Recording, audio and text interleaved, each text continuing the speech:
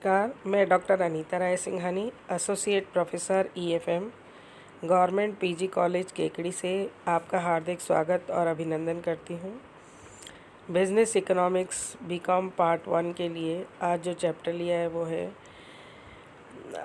मांग की लोच को प्रभावित करने वाले कौन कौन से तत्व हैं। Elements effects to elasticity of demand की बात हम करेंगे इस चैप्टर में। मांग की लोच को प्रभावित करने वाले तत्व कौन कौन से हैं और उनका जो है क्या प्रभाव पड़ता है उसको हम इस चैप्टर के अंतर्गत लेंगे। सबसे पहली और महत्वपूर्ण पॉइंट है वो है वस्तु का स्वभाव। वस्तु का स्वभाव मांग की लोच पर पड़ता है, मांग की लोच से इफ़ेक्ट करता है। मांग की वस्तु के स्वभाव का प्रभाव कैसा होगा, मांग की लोच उससे बढ़ेगी या मांग की लोच उससे घटेगी, ये सारी चीज़ें जो है अत्यंत महत्वपूर्ण रहती हैं। अब आती है कि किस तरह की वस्तुओं के साथ क्या होता है। 3 तरह की वस्तुएं होती है। एक तो आवश्यकता की वस्तुएं होती हैं, एक आरामदायक वस्तुएं होती हैं और तीसरी विलासिता की वस्तुएं होती है। अर्थशास्त्र में वस्तुएं कितनी तरह की होती हैं? 3 तरह की होती है, आवश्यकता की, आरामदायक और विलासिता की। अब अगर अनिवार्य आवश्यकता की वस्तुएं हैं जैसे रोटी, कपड़ा, मकान, इनकी मांग तो क्या होती है? प्राय बेलोचदार होती है, इसमें कोई इलास्टिसिटी नहीं होती है। इनको हम पोस्टपोन नहीं कर सकते हैं, डिमांड को उसी समय ही पूरा करना होता है।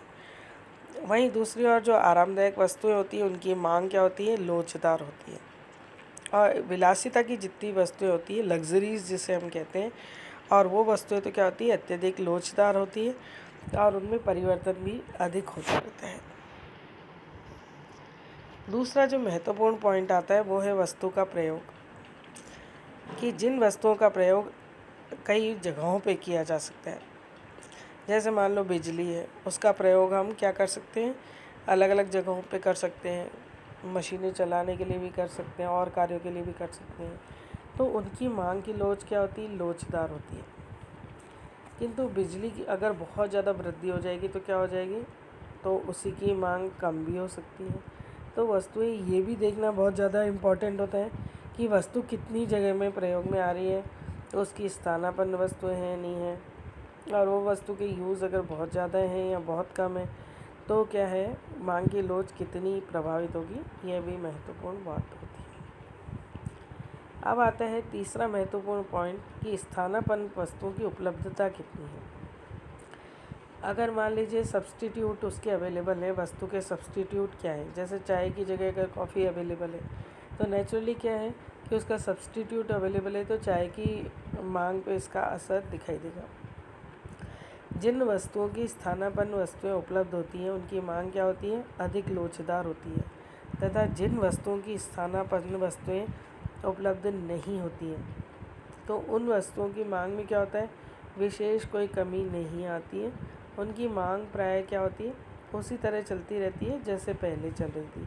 तो बहुत ज़्यादा परिवर्तन की संभावना या परिवर्तन की गुंजाइश इसमें नहीं दिखाई देती है। जबकि अगर स्थानापन्न वस्तुएं हैं तो मांग क्या हो जाएगी? लोचदार हो जाएगी। एक वस्तु अवेलेबल नहीं है तो उसकी स्थानापन्न दूसरी वस्तु की पूर्ति हो जाएगी उसके द्वारा, वो नहीं है तो उसकी जगह तीसरी स्थानापन्न वस्तु के द्वारा उसकी पूर्ति हो जाएगी। तो ये भी एक इम्पॉर्टेंट फैक्टर इसमें दिखाई देते हैं। अगला आता है मेन पॉइंट इसका कि उपभोक्ता की आर्थिक स्थिति कैसी है।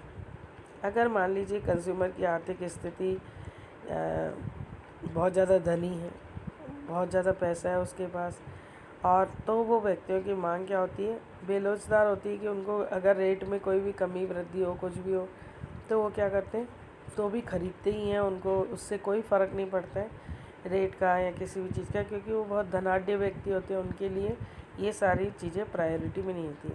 पर अगर मान लीजिए बहुत ही गरीब व्यक्ति है, निर्धन व्यक्ति है, तो उसकी मांग क्या हो जाएगी? अत्यधिक लोचदार हो जाएगी कि उसके पास फंड की कितनी स्थिति है, क्या है, तो वो उसके हिसाब से जो है तय करता है कि मांग की लोच कितनी होगी। मांग की ज़्यादातर अधिक लोचदार हो जाती है। अगर बहुत ज़्यादा गरीब लोग हैं तो वो सोच समझ करके खर्च करते हैं और उनके लिए पैसा जो है एक से अधिक जगह यूज़ किया जा सकता है, तो कहाँ प्रायोरिटी है ये डिसाइड कर करके भी जो है वो गरीब लोग उसको पैसे को यूटिलाइज़ कर सकते हैं। तो ये एक इम्पॉर्टेंट पॉइंट है कि उपभोक्ता की आर्थिक स्थिति भी जो है मांग की लोच को प्रभावित करती है। उपभोक्ता की आर्थिक स्थिति अगर अच्छी है तो फिर वो नहीं सोचेगा कि रेटों में क्या वृद्धि हो रही है, कमी हो रही है, उसे तो माल खरीदने से ही मतलब होता है। अब अगला महत्वपूर्ण पॉइंट आता है कि धन का वितरण कैसा होता है। आपने देखा है कि समाज में धन का वितरण समान है, असमान है, किस तरह से धन का वितरण हो रहा है, ये सारी चीज़ें मांग को बहुत ज़्यादा प्रभावित करती है। मांग की लोच इससे बहुत अधिक जो है इफ़ेक्ट होती है। जिस समाज में ये माना जाता है कि धन का वितरण समान हो रहा है, यानी कि सभी को जो है वितरण हो रहा है, तो वहाँ मांग क्या होगी, लोचदार हो जाएगी। पर अगर जिस समाज में ऐसा है कि धन का वितरण क्या हो रहा है, पूरी तरह असमान है और कभी ज़्यादा हो रहा है, कभी कम हो रहा है, किसी के पास तो बहुत ज़्यादा पैसा हो रहा है, किसी के पास बिल्कुल नहीं है, तो जिनके पास नहीं है तो वो भी खरीदने की स्थिति में नहीं है, और अगर ज़्यादा है तो वो उससे रेट से प्रभावित हो जाएगा ही नहीं। अगर उसकी डिमांड है तो वो तो उसको खरीदेगा ही खरीदेगा। तो ये भी चीज़ ज़्यादा इम्पॉर्टेंट रहती है कि धन का वितरण जो है किस तरह हुआ है, समाज में धन का वितरण समान हो रहा है या नहीं हो रहा है। मांग की लोच उससे बहुत ज़्यादा इफ़ेक्ट करने लग जाती है, और वितरण असमान होने पर जो है कई और तरह की परिस्थितियाँ भी दिखाई देती है कि अगर धन और सामान का जो है असमान वितरण होता है तो वर्ग संघर्ष को भी बढ़ावा मिलता है, और कई बार जो है उसके लिए जो मांग होती है बहुत ज़्यादा लोचदार भी हो जाती है कि कौन उसको ख़रीद पाएगा वस्तु को, या कितना ख़रीद पाएगा। तो ये भी बात एक इम्पॉर्टेंट रहती है। और उपभोक्ता की आर्थिक स्थिति को भी हमने देखा कि उपभोक्ता की आर्थिक स्थिति भी एक बहुत इम्पॉर्टेंट फैक्टर है कि उपभोक्ता कितना पैसा उसके वस्तु के लिए ख़रीदने के लिए तत्पर है, और उसको जो है कितनी लोचदार होगी इस बात पे निर्भर करता है। अगर धनी वर्ग होगा तो नेचुरली उसकी मांग क्या हो जाएगी, बेलोचदार हो जाएगी, और वो जो है बहुत ज़्यादा पैसे के लिए जो है मांग में कोई ज़्यादा परिवर्तन नहीं करेगा। पर इसके विपरीत जो है निर्धन वर्ग के लिए तो अत्यधिक लोचदार हो जाएगी, और अगर मध्यम वर्गीय है तो उसके लिए मांग जनरली हमें मान के चलते हैं कि लोचदार मांग ही जो है होती है, और वो जो है कम और ज़्यादा हो सकती है, परिस्थितियों के अनुरूप हो सकती है। और स्थानापन्न वस्तुएं भी बहुत ज़्यादा इम्पोर्टेंट रोल रखती है। दो तरह की वस्तु होती है, स्थानापन्न वस्तुएं होती है और पूरक वस्तुएं होती है। अगर पूरक वस्तुएं हैं तब तो नेचुरली क्या होगा कि मांग बढ़ेगी एक वस्तु की तो दूसरी की भी मांग बढ़ जाएगी, एक वस्तु की मांग घटेगी तो दूसरी की भी घट जाएगी, क्योंकि वो आपस में क्या होती है, पूरक होती है। जैसे मान लीजिए मोटर गाड़ी है और उसके साथ पेट्रोल है, तो नेचुरली मोटर गाड़ी की डिमांड बढ़ेगी तो पेट्रोल की भी डिमांड बढ़ेगी। पेन और स्याही की बात हो सकती है कि अगर पेन ज़्यादा कंज्यूम हो रहे हैं तो नेचुरली इंक की भी डिमांड बढ़ जाएगी। तो ये आपस में साइमल्टेनियसली चलते हैं कि एक की डिमांड बढ़ने से दूसरे की डिमांड भी बढ़ जाती है, मांग की लोच भी पूरी तरह उससे प्रभावित होती है। और अगर स्थानापन्न वस्तुएं हैं तो स्थानापन्न वस्तुओं में जिनकी स्थानापन्न वस्तुएं अवेलेबल होंगी तो उनकी तो मांग क्या हो जाएगी, बहुत अधिक लोचदार हो जाएगी। और अगर जिनकी स्थानापन्न वस्तुएं नहीं है यानी सब्सटीट्यूट ही अवेलेबल नहीं है तो नेचुरली क्या होगा, उसकी मांग में बहुत ज़्यादा कमी नहीं आएगी। तो यह भी बात ध्यान देने की है कि वस्तु की सब्सटीट्यूट कितने अवेलेबल हैं और कितने अवेलेबल नहीं हैं। इसी तरीके से हमने एक स्टडी ये भी की कि वस्तु का प्रयोग किस तरह हो रहा है।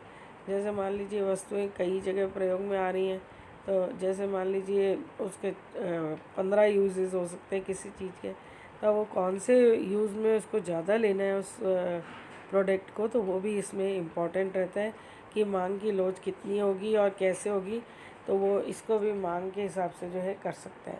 इसी तरीके से वस्तु का स्वभाव पे भी इफ़ेक्ट पड़ता है कि वस्तु का स्वभाव कैसा है, मांग की लोच का उसके हिसाब से प्रभाव पड़ेगा। अनिवार्य आवश्यकता की वस्तुएं हैं तो मांग क्या हो जाएगी, प्राय बेलोचदार हो जाएगी, और अगर आरामदायक वस्तुएं होंगी तो मांग जो है लोचदार होगी, और विलासिता की अगर वस्तुएं होंगी तो नेचुरली मांग जो है और अधिक लोचदार होती चली जाएगी। तो डिपेंड करता है कि वस्तु का स्वभाव कैसा है और उसकी मांग की लोच उसके हिसाब से कितनी ज़्यादा प्रभावित करेगी। तो कुल मिलाकर के ये कुछ पॉइंट्स हैं जिससे स्पष्ट होता है कि मांग की लोच जो है बहुत अधिक इसको प्रभावित करती है।